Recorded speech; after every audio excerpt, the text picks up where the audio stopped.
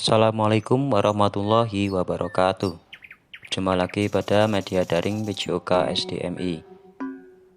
Pada pertemuan kali ini kita akan mempelajari mengenai sejarah dan peraturan yang diterapkan dalam pencaksilat. Pencaksilat adalah seni bela diri secara turun-temurun yang diturunkan oleh nenek moyang bangsa Indonesia. Singkat kelahiran pencaksilat, bela diri ini kaya akan seni yang di dalamnya terdapat gerakan, teknik, dan aspek lainnya. Gerakan dalam pencaksilat terlahir dengan adanya kebutuhan manusia dalam mempertahankan diri dari serangan musuh, serta juga untuk perlindungan diri maupun untuk menolong orang lain. Nah, pada pertemuan kali ini kita akan membahas mengenai sejarah, peraturan, dan aspek-aspek yang terdapat pada pencaksilat. Pencaksilat berasal dari dua kata, yaitu pencak dan silat. Pencak dalam arti gerak dasar bela diri dan terikat dengan peraturan. Sedangkan silat mempunyai arti gerak bela diri sempurna yang bersumber dari kerohanian. Menurut Kamus Besar Bahasa Indonesia, pencaksilat mempunyai arti permainan atau keahlian dalam mempertahankan diri dengan keahlian menangkis, menyerang, serta membela diri menggunakan ataupun tanpa senjata.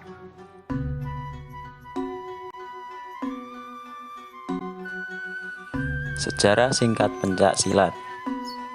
Pencaksilat diperkirakan menyebar di Kepulauan Nusantara pada abad ke-7 Masehi.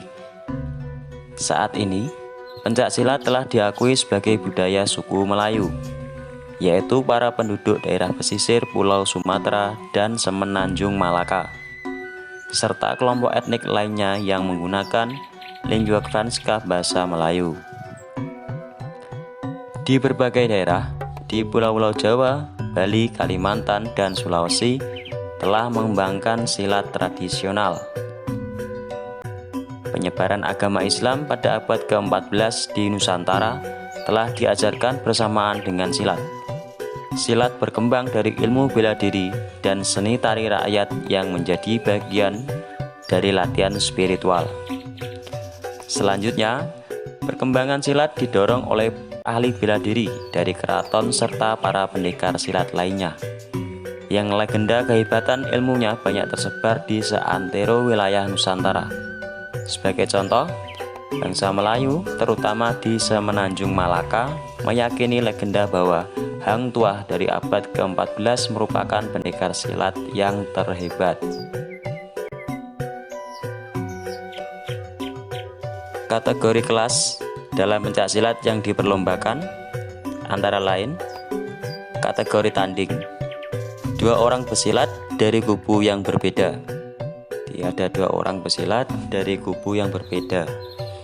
Yang kedua adalah kategori tunggal, yaitu penampilan seorang pemain pesilat dalam memperagakan gerakan kemahirannya dalam teknik jurus tunggal baku sesuai dengan kaidah-kaidah yang benar. Pada kategori tunggal ini, setiap peserta menampilkan jurus-jurus tunggal baku sesuai dengan kaidah yang benar. Yang ketiga, kategori ganda, di mana dalam satu kubu menampilkan masing-masing 2 orang pesilat. Pesilat harus memperagakan gerakan dan jurus-jurus dalam pencaksilat yang dikuasai. Jadi masing-masing kubu atau masing-masing tim harus menampilkan 2 orang pesilat. Yang keempat adalah kategori regu. Kategori regu menampilkan 3 pemain pesilat dari kubu yang sama, serta memperagakan kemahirannya dalam jurus regu baku dengan kaidah-kaidah yang benar. Jadi kategori regu ini ditampilkan 3 pemain pesilat sekaligus dalam mempraktekkan atau memperagakan kemahiran dalam jurus regu baku. Peraturan pertandingan pencaksilat, di antaranya ketentuan pertandingan pencaksilat, ketentuan kemenangan pencaksilat, ketentuan hukum pencaksilat, dan ketentuan penilaian pencaksilat. Bagaimanakah ketentuan-ketentuan tersebut?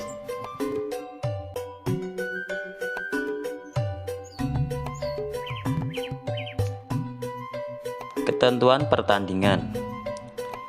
Yang pertama, dua orang pesilat dapat melakukan pertandingan pencaksilat dengan saling berhadapan atau bertatap muka untuk bisa melakukan pembelaan, serangan, menjatuhkan lawan, dan mengunci lawan. Nah, di sini dua orang pencaksilat saling berhadapan untuk bisa melakukan yaitu pembelaan seperti hindaran, elakan, serangan seperti pukulan, tendangan, menjatuhkan lawan, dan mengunci lawan. Yang kedua, pertandingan pencaksilat yang berlangsung selama 3 babak. Dalam setiap babak berdurasi waktu 2 menit dan tambahan waktu 1 menit sebagai istirahat. Jadi pencaksilat itu terbagi selama 3 babak. Yang masing-masing babak berdurasi 2 menit dan tambahan waktu 1 menit sebagai istirahat. Ketentuan yang ketiga, bola pada serangan dan belaan sesuai dengan sikap pada kondisi awal, pasangan, langkah, serta dengan koordinasi untuk bersiap kembali ke posisi awal. Keempat, dalam melakukan serangan atau dalam melakukan serangan beruntun dengan arah sesuai sasaran, dapat dirangkai secara tersusun dan teratur, paling banyak 4 macam gerakan serang. Yang kelima, mematuhi ketentuan dalam perwasitan. Ketentuan dalam melakukan serangan sesuai kaidah dan larangan pertandingan pencaksilat. Jadi harus mematuhi ketentuan dalam perwasitan. Yang keenam, pertandingan pencaksilat dipimpin atau diketuai oleh 1 wasit dan 5 orang yang bertugas sebagai dewan juri pertandingan.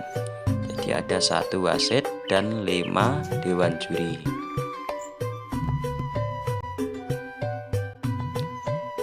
Ketentuan kemenangan. Bila mana seorang pesilat dinyatakan menang apabila 1. Menang angka. Dalam sebuah pertandingan pencaksilat dapat diselesaikan dalam 3 babak, maka juri bisa memenangkan salah satu pesilat dengan patokan pada jumlah angka yang paling banyak. Jadi nanti setiap babaknya itu ada nilai-nilai tertentu yang dilakukan atau yang didapatkan oleh pesilat dan dinilai oleh juri. Dan nanti pemenang adalah yang mendapatkan angka paling banyak. Yang kedua, lebih unggul atau menang dalam segi teknik jika lawan tidak bisa untuk melanjutkan pertandingan karena beberapa sebab. Nah, ini jelas, jika lawan tidak bisa melanjutkan pertandingan karena beberapa sebab, maka tim lawannya akan menang atau lebih unggul. Yang ketiga, menang mutlak. Dalam artian lawan terjatuh dengan serangan yang sah dan tidak sadarkan diri dalam hitungan wasit 1-10 dalam hitungan detik. Jika lawan jatuh, maka wasit akan menghitung 1-10. Jika tidak sadarkan diri, maka lawannya dianggap menang. Yang keempat, menang karena pertandingan tidak dapat dilakukan dengan seimbang. Sudah jelas tadi. Yang kelima, menang karena lawan tidak bisa hadir atau mengundurkan diri sebelum terjadinya pertandingan pencaksilat. Jelas ya, kan menang langsung karena lawan tidak bisa hadir atau mengundurkan diri. Yang keenam, menang karena lawan diskualifikasi. Bagaimana ketentuan diskualifikasi? Ketentuan hukum. Dalam pencaksilat juga terdapat ketentuan-ketentuan hukum. 1. Teguran pesilat dalam pelanggaran ringan. Teguran 1. Pemain pesilat akan mendapatkan pengurangan 1 poin dari juri. Sedangkan teguran 2, nilai pesilat akan dikurangi 2 poin. Jika pesilat mendapatkan teguran 1, maka pesilat akan mendapatkan pengurangan 1 poin. Sedangkan jika pesilat mendapatkan teguran 2, maka pesilat akan dikurangi 2 poin. Yang kedua, peringatan pertama. Jika pesilat mendapatkan teguran yang ketiga dalam 1 babak akibat dari pelanggaran ringan, maka pemain akan memperoleh pengurangan 5 poin. Peringatan pertama pesilat akan mendapatkan pengurangan 5 poin jika sudah mendapatkan teguran yang ketiga. Peringatan kedua akan diberikan bila pesilat mendapatkan peringatan ke-1. Peringatan kedua, poin akan berkurang sebanyak 10. Yang keempat, diskualifikasi akan diberikan kepada pesilat jika melakukan tindakan sebagai berikut. Nah, ini pesilat dinyatakan diskualifikasi karena mendapatkan peringatan setelah peringatan kedua. Jadi mendapatkan peringatan setelah dia mendapatkan peringatan kedua. Yang kedua, melakukan pelanggaran berat dengan adanya unsur kesengajaan yang berkaitan langsung dengan norma keolahragaan. Pelanggaran dianggap berat oleh wasit.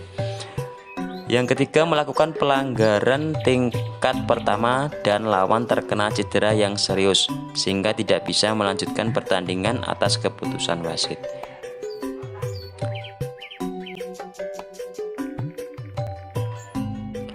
Ketentuan penilaian dalam pencaksilat. Pesilat akan mendapatkan nilai 1 bila mana 1. Elakan atau tangkisan yang berlangsung berhasil disusul dengan serangan yang masuk teknik jatuhnya yang tepat mengenai sasaran. Jadi setelah pesilat mampu mengelak atau menangkis disusul dengan serangan, dia akan mendapatkan nilai 1. Serangan tangan yang dilakukan dapat mengenai pada sasaran. Serangan tangan atau pukulan dapat mengenai sasaran yang disahkan menurut peraturan pencaksilat. Nilai 2 akan didapati oleh pesilat bila mana serangan kaki yang masuk pada sasaran. Nah, ini yang nilai 2 ini adalah serangan kaki. Nilai 3 ketika berhasil untuk menjatuhkan lawan ke permukaan lapangan. Jadi pesilat mampu menjatuhkan ke permukaan lapangan akan mendapatkan nilai 3. Nilai 4, lawan terkunci dengan gerakan dan teknik mengunci yang benar. Jadi seorang pesilat mampu mengunci lawan pada teknik yang benar, maka dia akan mendapat nilai 4. Selain nilai yang disebut di atas, ada juga tambahan nilai dalam kerapian teknik, yaitu penilaian atas kaidah-kaidah yang benar dalam permainan pencaksilat dengan nilai terendah 2 dan nilai tertinggi 5 pada setiap babak. Sasaran. Berikut adalah sasaran yang diperbolehkan dalam pencaksilat. Sasaran yang boleh diserang oleh pemain pencaksilat adalah bagian tubuh, tentu bagian tubuh, kecuali leher, ke atas, dan daerah kemaluan. Anggota badan yang boleh diserang antara lain 1. Dada, jadi boleh menyerang bagian dada. Yang kedua, perut. 3. Pinggang bagian kiri dan kanan. Yang keempat, punggung. Sedangkan pada bagian tungkai dan tangan dapat dijadikan sebagai sasaran serangan ketika lawan terjatuh dan bersifat untuk melakukan teknik mengunci, akan tetapi tidak mendapatkan nilai dalam serangan perkenaan.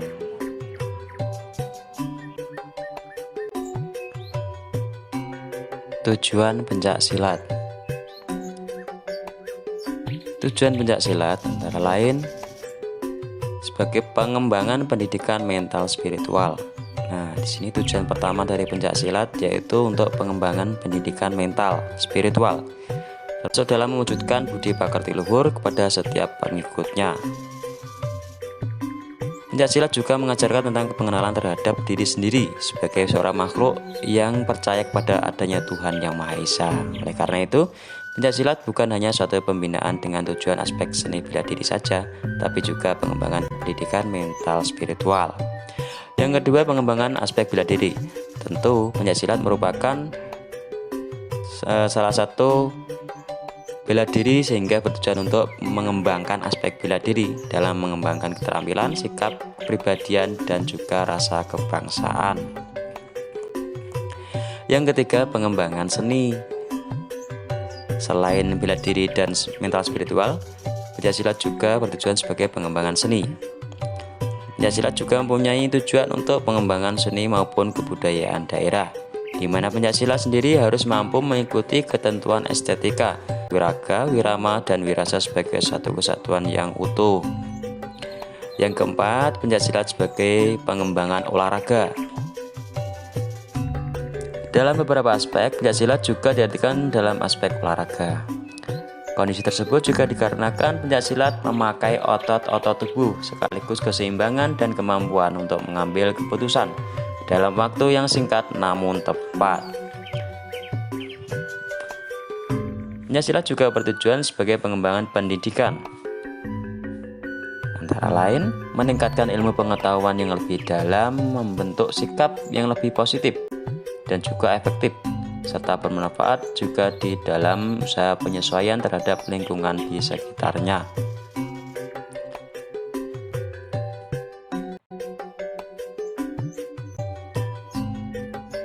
Demikian ulasan mengenai sejarah dan peraturan-peraturan atau ketentuan-ketentuan dalam pencaksilat. Sebagai bangsa Indonesia atau sebagai warga negara Indonesia, kita tentunya ikut merasa bangga karena pencaksilat merupakan budaya asli bangsa Indonesia dan sudah terkenal di kancah internasional. Bagaimana kita ikut melestarikannya? Dengan cara berpartisipasi dan mengetahui sejarah pencaksilat merupakan salah satu cara untuk melestarikan kebudayaan bangsa ini. Oke anak-anak, sekian penjelasan materi pada pertemuan kali ini. Kita akan berjumpa lagi pada pertemuan berikutnya. Semoga bermanfaat. Wassalamualaikum warahmatullahi wabarakatuh.